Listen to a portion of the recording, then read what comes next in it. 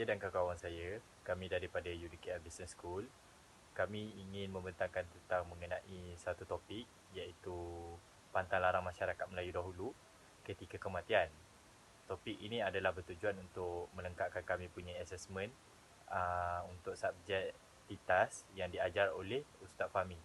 Okey, mari kita teruskan. Hai, sebelum kita mendalami isu ini lebih mendalam, saya Muhammad Syafiq bin Azlan akan memberitahu kalian tentang mengenai pengenalan tentang topik ini. Okey, mari kita mulakan. Pada zaman Melayu dahulu, pantang larang mengenai kehidupan banyak diikuti dan diterapkan dalam kehidupan seharian. Pantang larang ialah merupakan kepercayaan masyarakat Melayu dahulu kala mengenai adat dan budaya masyarakat Melayu dahulu kala. Dikatakan pantang larang ini telah wujud lamanya. Pantang larang ialah bahasa yang digunakan untuk mencipta peraturan yang patut dipatuhi pada dahulu kala. Pantang larang banyak dicipta dari pelbagai aspek, seperti pantang larang ketika di dapur, pantang larang sebelum berkahwin, dan pantang larang ketika kematian dan sebagainya. Pantang larang boleh dikatakan mempunyai ideologi yang sama seperti kiasan. Masyarakat Melayu dahulu suka berkata-kata kiasan. Dalam kiasan mereka, menerapkan mesej yang tersembunyi untuk disampaikan. Ada kala mesej itu berbentuk negatif, tapi mereka menyampaikan dalam berbentuk positif. Walaupun zaman semakin berubah, tak semua pantang larang pada zaman sekarang ini dilupakan.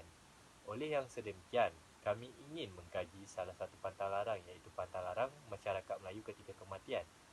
Kematian ialah fitrah, kehidupan yang bakal dilalui oleh setiap kehidupan di muka bumi ini.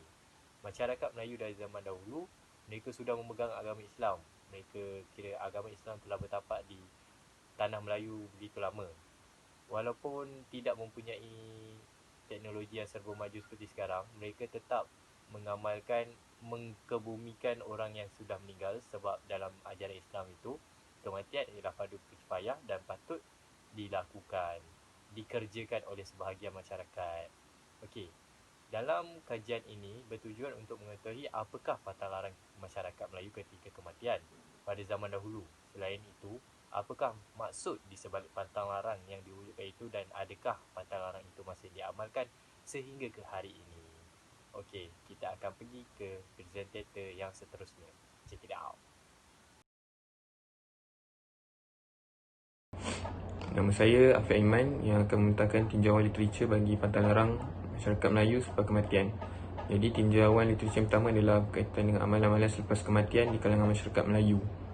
Jadi amalan-amalan selepas kematian di kalangan masyarakat Melayu yang dikaji oleh Siti Hasnah Muhammad Amin ialah berkaitan dengan kematian dan pengurusan jenazah. Antaranya ialah tanda-tanda kematian semakin dekat, kewajipan terhadap orang yang hampir meninggal dunia, kewajipan memandi, mengkafan dan menyembayang dan mengkebumikan jenazah. Ia juga berkaitan dengan beberapa perkara larangan sewaktu kematian, seperti meratap, mencerca orang yang telah meninggal dunia dan seumpamanya. Jadi tinjauan literatur yang kedua pula adalah berkaitan dengan kepercayaan masyarakat Melayu mengenai kematian yang dikaji oleh Nur Hamisah Muhammad Hassan. Jadi apa yang didapati pada kajian ini, ia membahaskan beberapa perkara yang hampir sama dengan kajian yang pertama sebentar tadi, dan yang cuma membezakan ialah penulis yang menumpukan kepada perkara tahyul dan khurafat dalam urusan kematian, seperti mimpi yang bawa alamat kematian, pelangi yang tidak membentuk bulatan di kaki langit menandakan ada raja yang mangkat, ataupun bunyi burung hantu menandakan ada orang yang akan meninggal dunia dan seumpamanya. Jadi yang tinjauan literatur yang ketiga pula adalah pengurusan jenazah di kalangan masyarakat Islam Pendang. Ia telah dikaji adalah hasil kajian daripada Ahmad Syukri Jainuddin, dan apa yang didapati oleh hasil kajian ini adalah antara tumpuan ialah tentang kewajipan menguruskan jenazah mereka yang telah meninggal dunia dari sudut kefahaman, pengalaman dan pelibatan masyarakat Islam. Jadi dalam penulisan ini, beliau telah membuat kaji selidik tentang bagaimana tahap kefahaman masyarakat dalam menguruskan 4 perkara wajib ke atas jenazah, iaitu memandikan, mengkafan, menyembayang dan mengkebumikan jenazah. Jadi bagi metodologi kajian pula, metodologi pula nyatakan sebagai satu sistem yang merangkumi kaedah prinsip yang digunakan dalam suatu kegiatan disiplin dan sebagainya. Jadi bagi kaedah pengumpulan maklumat pula, mengumpul maklumat untuk kajian ini adalah dengan menggunakan satu cara, iaitu menggunakan penyelidikan ke atas beberapa artikel. Artikel tersebut didapati dalam pencarian internet. Jadi bagi kaedah dokumentasi adalah dilakukan terhadap dokumen-dokumen yang ada hubungan dengan masalah yang dikaji, iaitu artikel-artikel yang berkaitan dengan tajuk, begitu juga dengan blog-blog yang berkaitan dengan tajuk. Jadi bagi reka bentuk kajian, kajian ini berdasarkan rujukan mengenai perkara-perkara yang berkaitan dengan pantang larang masyarakat Melayu ketika kematian. Jadi pelbagai blog dan artikel telah dibuka dan dibaca dengan teliti bagi kami menyempurnakan tugasan ini dan mencapai objektif kajian. Sekian. Assalamualaikum warahmatullahi wabarakatuh. Saya Muhammad Nufaili Syam. Hari ini saya nak mengulas sikit tentang pantang larang yang diamalkan oleh masyarakat Melayu ketika berlakunya kematian. Okey, biasanya masyarakat Melayu apabila berlakunya kematian, first kali diorang buat ialah beritahu Tok Imam tentang kematian di keluarga agar kematian itu dapat dimaklumkan kepada saudara mara ataupun jiran tetangga di sekitar kawasan tersebut. Dan jenazah perlu diuruskan dengan segera. Okey, kemudian mayat akan diuruskan di rumah ahli keluarga untuk dimandikan ataupun membersihkan mayat tersebut. Kemudian mayat akan dibalut dengan kain putih ataupun kain kafan. Kemudian ahli keluarga terdekat dan muhrim dibenarkan mengucuk mayat, tapi disyariatkan air mata tak boleh menitis pada tubuh jenazah. Okey, seterusnya mayat jenazah akan disembahyangkan di rumah ataupun di masjid-masjid yang berdekatan. Okey, selepas itu, sebelum jenazah dibawa masuk ke dalam keranda dan pergi ke tanah perkuburan, biasanya akan ada wakil ataupun waris si mati memberi ucapan ringkas dan memohon ampun dan maaf bagi pihak si mati. Wakil juga akan meminta supaya mana-mana hutang yang masih belum dapat diselesaikan agar dapat dihalalkan ataupun boleh tuntut daripada waris si mati. Okey, kemudian jenazah akan dibawa ke tanah perkuburan dan akan dikebumikan. Selepas daripada itu, biasanya masyarakat Melayu ni dia akan buat kenduri arwah ataupun kenduri tahlil. Selalunya pada hari pertama, hari ketiga, kemudian hari ke-44 dan hari ke-100. Tapi sebenarnya benda tu tak wajib pun. Dan ada seorang pendakwah ni, nama dia Ustaz Azhar Idrus.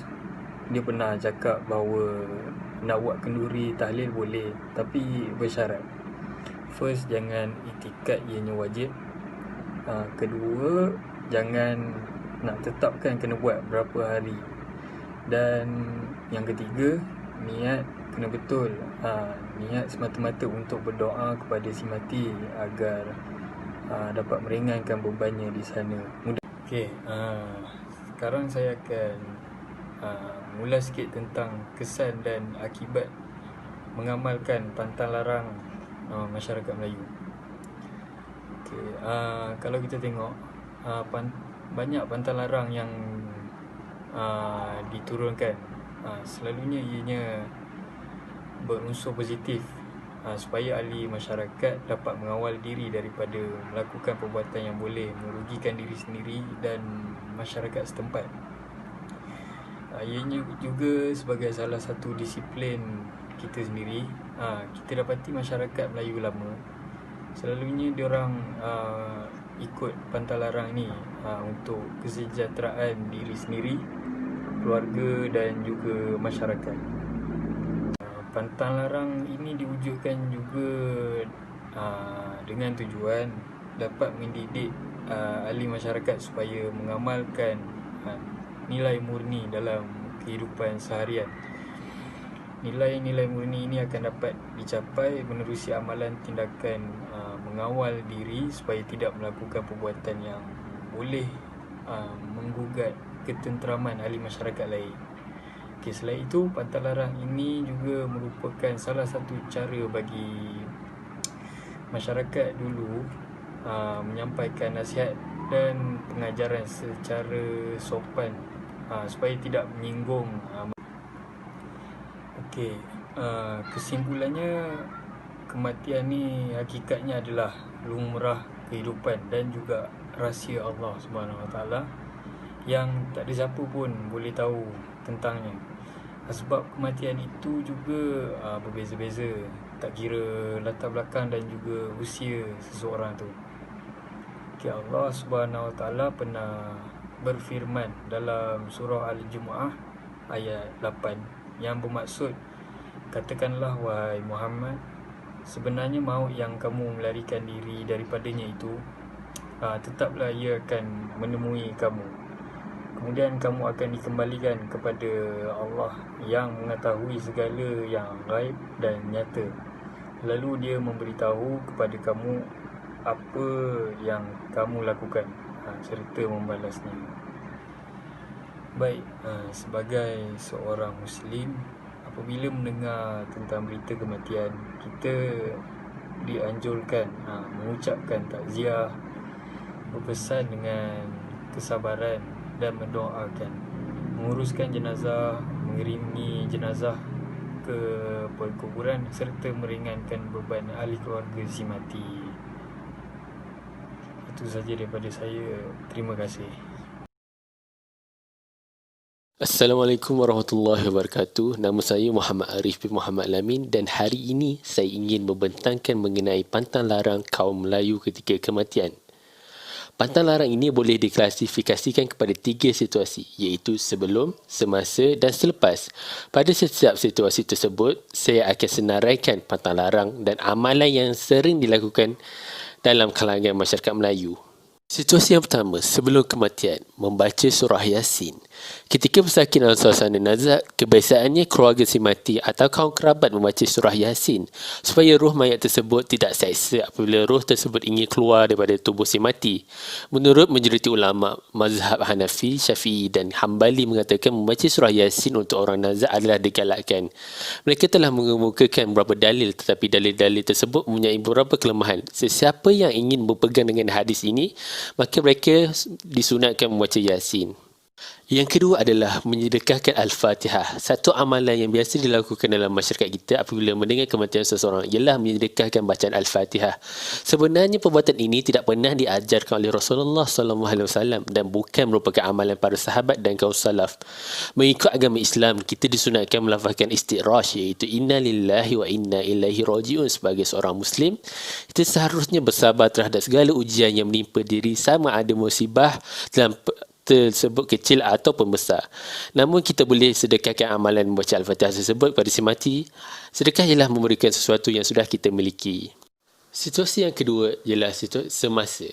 Yang pertama, menghebohkan kematian. Apabila berlaku kematian, perkara pertama yang perlu dilakukan oleh keluarga si mati ialah memberitahu kepada Tok Imam agar kematian itu dapat dimaklumkan. Sebagai contoh, keluarga si mati menghebahkan kepada imam di masjid berdekatan. Kemudian imam itu bertanggungjawab untuk menyampaikan maklumat tersebut kepada semua masyarakat di sekitar perumahannya. Amalan kedua, menutup cermin. Seolah-olah telah menjadi satu kebiasaan masyarakat kita, bila ada jenazah di rumah, maka kesemua cermin-cermin muka akan ditutup dengan kain. Menutup cermin-cermin muka dengan kain apabila jenazah ada dalam rumah hampir menjadi kebiasaan masyarakat kita.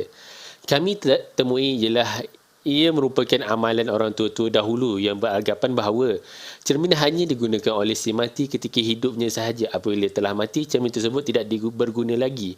Kerana mengikut kepercayaan kuno masyarakat Hindu, roh atau hantu tidak boleh melihat dirinya dalam cermin. Maka untuk menjaga hati dan perasaan serta bagi menghormati roh tersebut, setiap cermin muka di rumah si mati tersebut perlu ditutup. Perbuatan tersebut mengikut syarak adalah dilarang kerana ianya adalah perbuatan yang tidak dilakukan oleh Rasulullah sallallahu alaihi wasallam serta dianggap sebagai satu perbuatan khurafat yang menyalahi syarak. Amalan yang ketiga ialah mengafalkan mayat.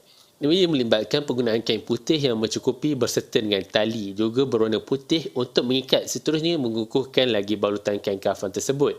Balutan lapisan bagi mayat lelaki ialah 5 lapisan, manakala mayat perempuan ialah 7 lapisan. Ini adalah untuk memelihara kehormatan dalam proses membalut mayat menggunakan kain tersebut, supaya bahagian sulitnya tidak dilihat oleh orang lain. Amalan yang keempat, kebumikan mayat. Sebelum keranda diusung, ahli keluarga terdekat akan lalu sebanyak 3 atau 7 kali di bawah keranda tersebut supaya mereka tidak terasa rindu pada si mati. Walau bagaimanapun, adat lalu di bawah keranda ini tidak lagi dilakukan oleh masyarakat Melayu pada hari ini. Seterusnya, mayat akan disolatkan. Ini bukan sahaja kerana adat Melayu, tapi ia merupakan suatu tuntutan di dalam agama Islam. Kaum lelaki digalakkan menghantar jenazah hingga ke kubur. Sebaliknya, kaum wanita kurang digalakkan kerana dikhawatiri akan meratapi kematian tersebut. Tangisan dan ratapan yang berlebihan terutama di tanah Quran tidak digalakkan dalam Islam. Menurut hadis yang diriwayatkan oleh Imam Muslim bermaksud 2 perkara pada manusia yang kedua-duanya adalah dari perbualan orang kafir mencela keturunan seseorang dan meratapi atas mayat. Situasi terakhir adalah selepas kematian. Yang pertama, menjerus air mawar. Selepas talqin dan doa selesai dibaca, air akan disiram di atas kubur si mati dari bahagian kepala sampai ke bahagian kaki sehingga habis. Kemudian bunga rampai pula ditabur. Memang ada pada asalnya yang wajib hanya dikemuikan sahaja tanpa menjerus barang air. Walaupun begitu, bila melihat kepada sejarah salafus soleh termasuk baginda sallallahu alaihi wasallam sendiri, maka masalah ini telah dibahaskan oleh ulama secara panjang lebar. Secara umumnya, ramai ulama Syafi'i berpendapat hukumnya harus, bahkan ada pendapat menyatakan sunat kerana perbuatan tersebut Rasulullah SAW melakukan. Tetapi penggunaan air mawar pula dianggap sebagai makruh kerana dengan sebab pembelian dan pembaziran.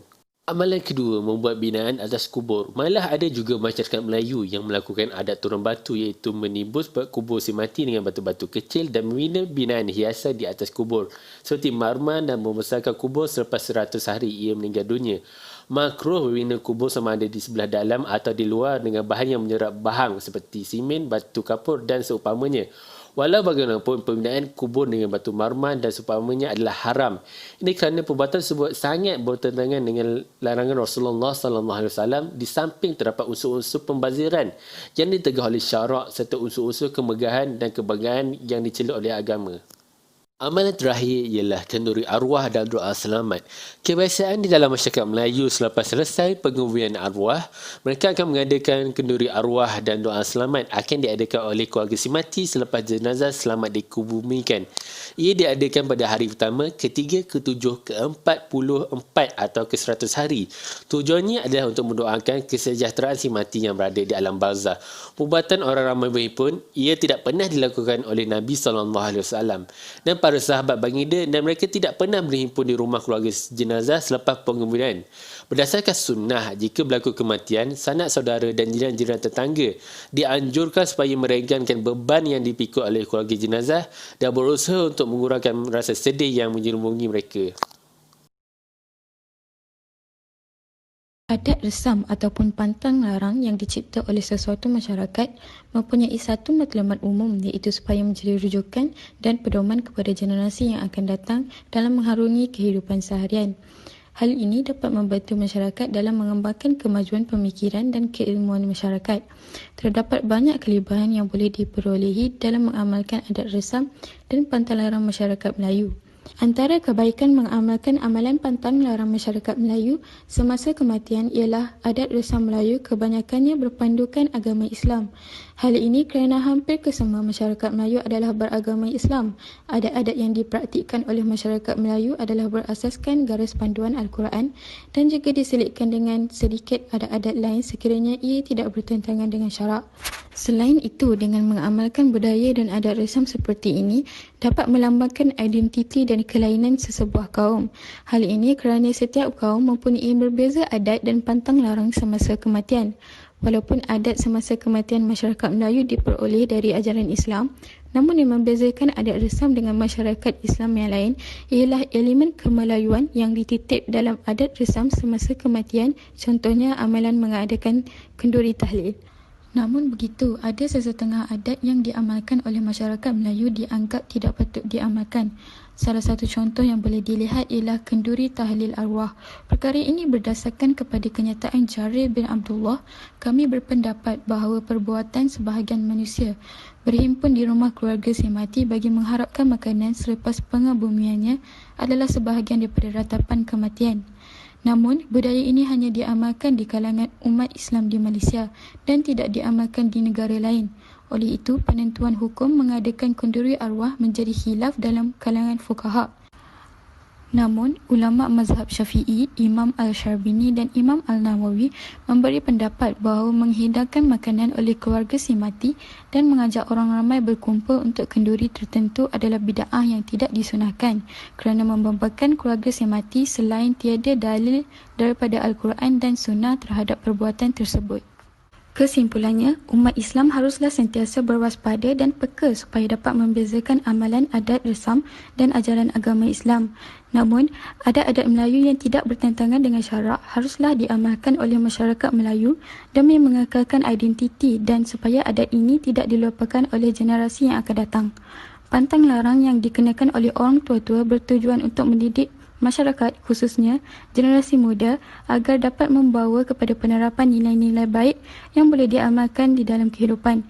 Sebahagian pantang larang sudah menjadi amalan atau prinsip dalam kehidupan hari ini. Pantang larang dan peraturan larangan bagi sesebuah kehidupan bangsa itu adalah sangat berguna bagi sama-sama menjaga adat dan ketenteraman hidup.